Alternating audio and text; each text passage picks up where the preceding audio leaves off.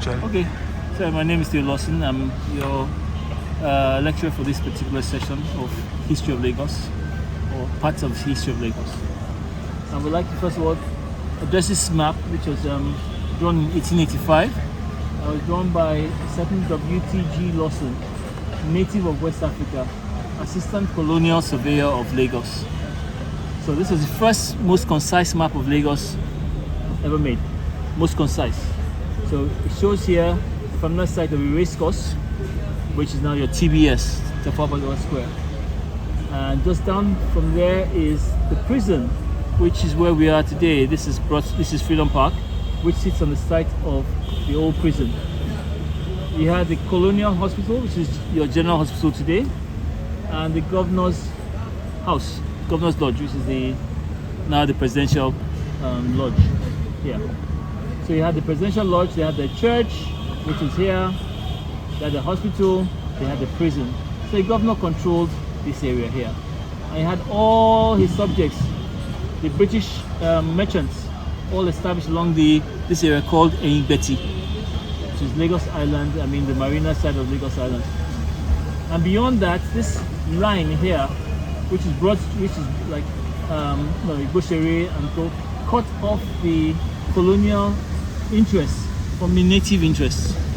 You can see here you have Isalegongo, and you had Ekpetedo, and in between, this area here in between, when the British took over, when they took over Lagos from Dosumu, who they forced to sign the treaty in 1861, they brought in freed slaves from Brazil, from Cuba, to populate the space. Don't forget, these slaves had been trained, they spoke English and they've been housebroken, so like house niggers. So they brought them and put them in between Ekpetedo and Isalegongo or Isareko. Now what happened was that Kosoko, whose people were here, versus Dosumu, whose people were here. So these guys were in the middle, so like keep the peace. But at the same time, trade with these guys, trade with those guys, and because they were the ones that dealt with the British, those are the Samuels and the you remember all the Portuguese and all the slaves, free slaves, and then ones from Sierra Leone, the Agudas and the Sarus. So they were the ones who lived here, and they were the middlemen that provided the business interest for here. Now also worthy of note here is that where King's College and City Hall are now used to be Hausa Barracks. Yeah, so the Hausa Barracks was used to, one, look after the horses for the race course. We also provided the gudugudos for the prison and general security for the British guys. So that's right here in the Hausa Barracks.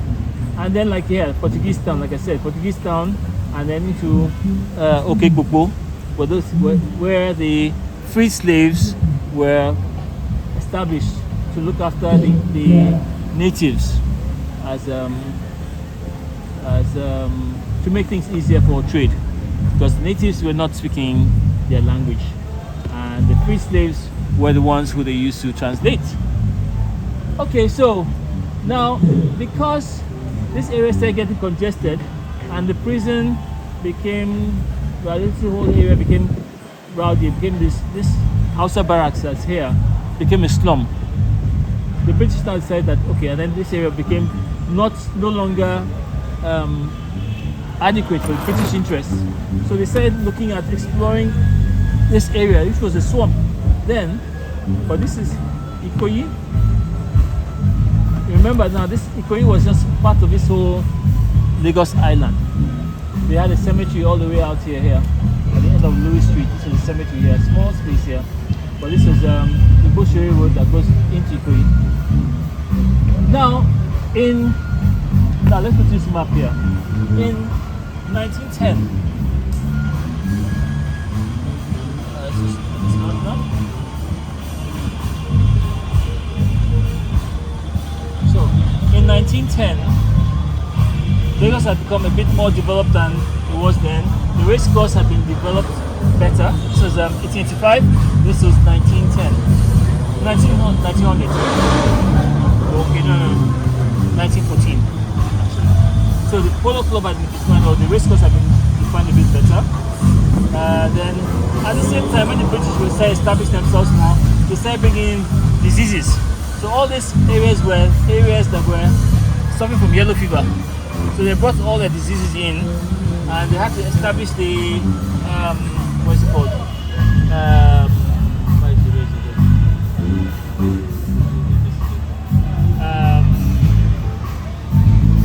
Okay. Even then, they had a smallpox hospital here. This is now the military hospital. That was where they had the isolation wards in those days, where because they brought their British diseases, the Igbo diseases. So all the diseases were being put here near the Kawi Creek here. So all the dead bodies were thrown into the Kawi Creek, presumably. Okay, so same thing over here. Now this is the hospital there. Now, okay, in 1910, 1914, they now established that they're going to go to Ikoyi. British needed to start building more accommodation for themselves. So they established the McGregor Canal. They divided Lagos Island, as it were, into two.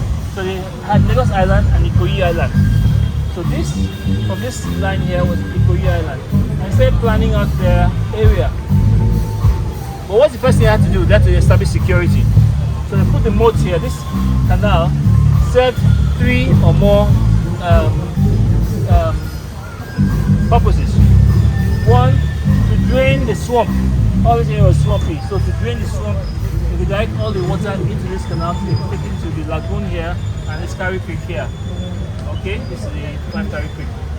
And also to act as a moat separating the island from Ikoyi, and they had a little bridge and security, which now became the Hausa barracks. They moved the Hausa barracks from here, Hausa barracks from here to this point here in Obalende. So Oba, the woman, Lemede, Levi, to establish the Hausa barracks here to protect Ikoyi, to protect the British interest in Ikoyi.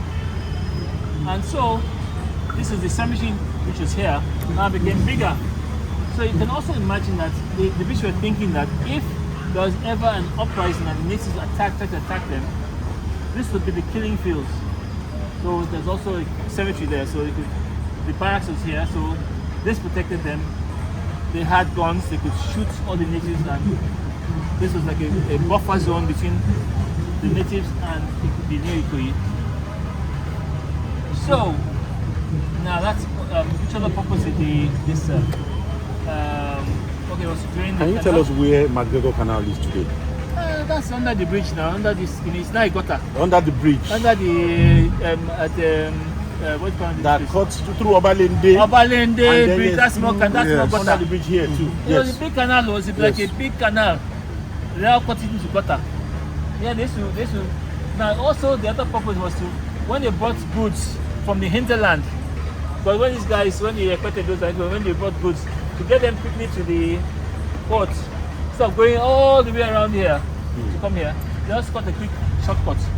So you can just a quick shortcut to bring things in, bring them here, and then take them, put them in ships and take them away. So the British. Okay, so back to the issue of the Hausa barracks. The Hausa barracks today is none other than Dodam barracks.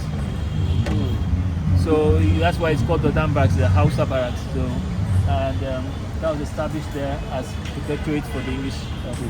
And this is what they'll note, that everywhere there's a GRA, government reservation area, where the British established, they had barracks, either police or military or whatever, before you enter. So if you imagine this is one area here, you've got Dodam barracks on that side. You also have, at this end here, you have the Lapal House and all the other police establishments there, Force Command, Police Force Command, or whatever. Tamsalem, all of that. Then on the other side, if you're going in through Bodilon, they also have police barracks there. Makes sense. Can you imagine? Bodilon, the first thing you hit is the police barracks. Yes. So that's how they protected their own side of town. Now, the business interest stayed here. So all the jetties were established, so they could, when the people from Salego and the people from Epetedo went into the hinterland to bring in whatever it was, whatever trading goods, whether it was rubber, cocoa, oil, or whatever, it's sold to the middlemen who were your Fernandez and the co and co and co and co. And they dealt with the British. So that's the brief history of Lagos. Thank you very much. Ladies and gentlemen, Uncle Theo Lawson. Okay. So the chief warder. Wonderful. Very nice. Can I ask a question? So I got my brother, my friend here too. Mulaja Longe. I'm going to submit the rasta egg by me, Jason. Scatter dada, scatter dada. Yes. Yep. And our lecturer is here. An architect of repute. Master event planner. Entertainment entrepreneur par excellence. Uncle Theo Lawson. Thank you for that very nice lecture. But sadly I'm going to put this finger that you just did. Yeah. Oh, it was a painful finger.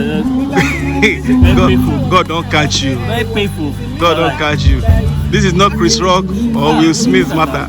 Oh, you're the Chris Rock.